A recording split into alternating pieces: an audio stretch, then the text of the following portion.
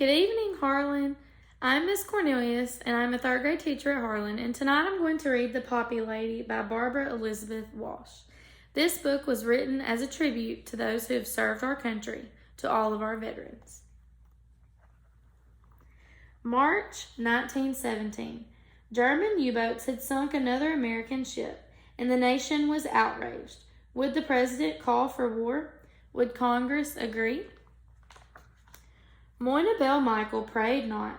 She had been touring Europe when war first broke out in the summer of 1914. But now bomb craters, trenches, barbed wire barriers, and battlefields covered the beautiful countryside, visions that still made her shudder. April 1917. The paper boy wheeled his bicycle across the University of Georgia's normal school, slamming on his brakes when he reached Moina. Moina snatched the Athens banner away from him, struck by the thundering headline, "Wilson asking for war." Moina slowly climbed to the top of the dormitory steps and held out the newspaper for all to see. It was striking how different personalities reacted to the sight of that headline, as war began hammering against the home door of every American. Moina knew what war would mean to the college girls. She was their teacher and foster mother. Their brothers, their sweethearts, were of war service age. Some of their fathers were. Moina promised she would let them know as soon as the president and Congress reached a decision. All night, Moina called the Athens banner. Each time she was told to be patient. The president was still talking to Congress. At 10:30 p.m., she called again. "Tell the young ladies to say their prayers, to go to bed, and to sleep," the frustrated editor replied. When news broke, an extra edition would be delivered to campus and into Moina's hands. Sleep was out of the question.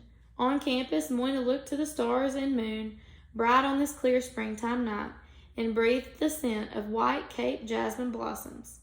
She thought of the boys at the university. She offered all to God if only He would spare them.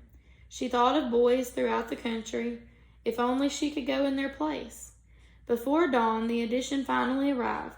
Moina read Wilson's inspiring plea to defend democracy, defend the rights of small nations, defend the freedom of the seas.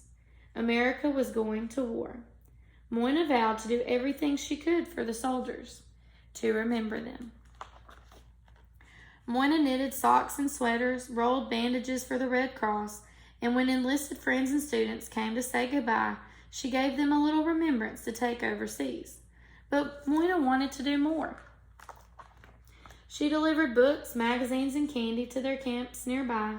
She and friends invited soldiers home for dinner, and I felt privileged to give my best welcome to these lads in my country's uniform, she would say. And when it was time for them to leave, Moina went to the train station to see them off, and my heart was thrilled with pride for their bravery, courage, and cheerfulness. They were so young. They were so innocent of the dangers they were to face. But Moina needed to do even more. To become a canteen worker for the YMCA and help soldiers overseas seemed perfect. She could listen about home and family and serve food to men on leave from the battlefronts. In the fall of 1918, her appointment approved. 49-year-old Moina headed for New York City and the training program at the Y headquarters at Columbia University. She successfully completed the course, but was told she was too old to go overseas. Moina refused to give up, but what could she do now? Help the soldiers before they left for war. Moina set up a desk in the basement of Columbia's Hamilton Hall where soldiers, sailors, Marines, and secretaries came during their free time. Every day brought privileges to serve men and women going overseas, each to face the submarine-infested Atlantic and the gas, bombs, and shrapnel on the battlefronts. But as winter approached, the large room turned gray and gloomy. The soldiers deserved a brighter, more comfortable place. Moina knew what to do. With her small salary, Moina bought fresh flowers and placed them throughout the room. More soldiers came to read and write. Others came to spend time with family, friends, and sweethearts. So often they would hang about near the desk waiting for a bit of attention.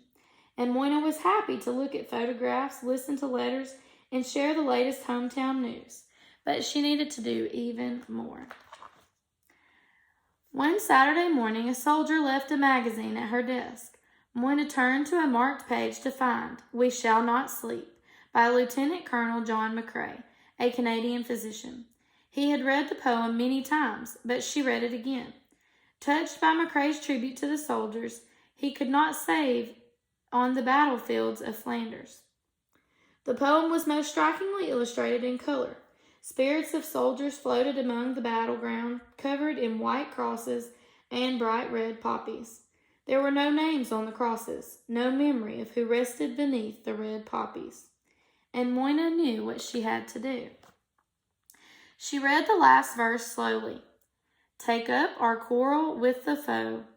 To you from failing hands we throw. The torch be yours to hold in high.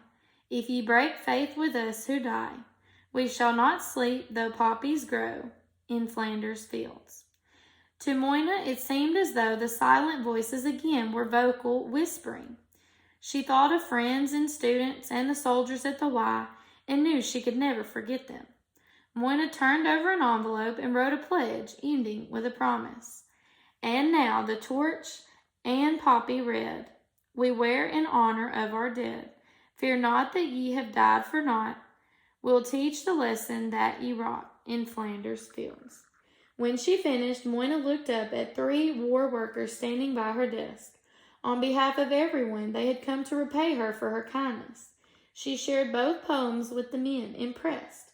They shared them with others. Soon Moyna was surrounded by men wanting poppies of their own, to honor their buddies sleeping now among the poppies of Flanders fields. Moyna knew just what to do. With their $10 check, she announced, "I shall buy red poppies. I shall always wear red poppies. Poppies of Flanders fields." Moyna went poppy hunting on the streets of New York.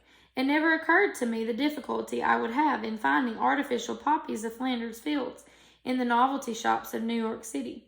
At last, in Wanamaker's department store, she found 1 large and 24 small red silk poppies. Moyna pinned one on her cloak collar and hurried back to the Y. It was evening and the room was quiet. Moyna placed the large red poppy in the vase on her desk and handed out 23 smaller ones to the men and women leaving soon for France. She watched as they pinned them on their uniforms. Still, Moyna needed to do even more. She would not sleep until every American wore a poppy to remember the soldiers. Always. 2 days after Moyna brought the 25 poppies, World War I ended. Parades and celebrations welcomed veterans home. Moyna was joyously elated. I had seen them go away by the thousands. They were coming back by the thousands. But eventually, Americans wanted to forget the horrors of war and get on with their lives. It wasn't that simple for veterans. Trying to reclaim their jobs, they found that women who had filled their positions weren't willing to step aside, and bosses forgot promises to hire the men back. This upset Moyna especially as she taught classes for disabled servicemen at the University of Georgia.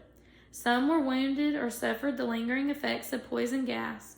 Unable to work, they could support themselves or their families. Once again, Moyna realized she must do something. What if the poppy could be more than a tribute to soldiers who didn't return? What if it could benefit returning servicemen and women and their families in need? Moyna spent every spare moment and all the money she could save urging groups to adopt the Flanders Fields Memorial Poppy to honor and support the veterans. Finally, her persistence paid off. Several national and international veterans organizations adopted the poppy as their memorial flower, and the message traveled overseas. People donated their hard-earned nickels, pennies, and dimes in exchange for a poppy. Millions of dollars were raised for veterans, war widows, and orphans, and Moyna affectionately referred to the small red blossom as a miracle flower. Before long, the unemployed and disabled veterans in American hospitals made and distributed the poppies. Each flower petal had to be twisted and fastened to a stem. Hard work for hands and fingers crippled by war wounds, but good mental and physical therapy. Moyna became known as the Poppy Lady. She received recognition and awards from around the world, but it was nothing compared to seeing her dream, to help the soldiers come true. When Moyna died at the age of 74, a military funeral was held in her honor at the First Baptist Church of Athens, Georgia. Young soldiers from the University of Georgia and the American Legion stood guard over their poppy lady. Fastened to the tip of their bayonets was a bright red poppy. Across the nation, veterans poured and mourned the loss of a dear friend. They made 3,223 poppies, wove them into a blanket, and placed their gift on Moyna's grave. Almost a century has passed since that day at the Y when she first handed out 23 red silk poppies. Still, their message lives on. During the weeks before Memorial Day and Veterans Day, veterans stand outside stores and distribute poppies, raising millions of dollars for other veterans and their families. At schools, poppy poster contests are held, and proud junior members of the American Legion Auxiliary and Ladies Auxiliary to the veterans of foreign wars are voted poppy princesses. Each time we wear a red poppy, we thank the men and women who gave so much for our country's freedom. We promise to remember them always. Thank you for listening, and the next time that you see a veteran, thank them for their service to our country. Good night, Harlan.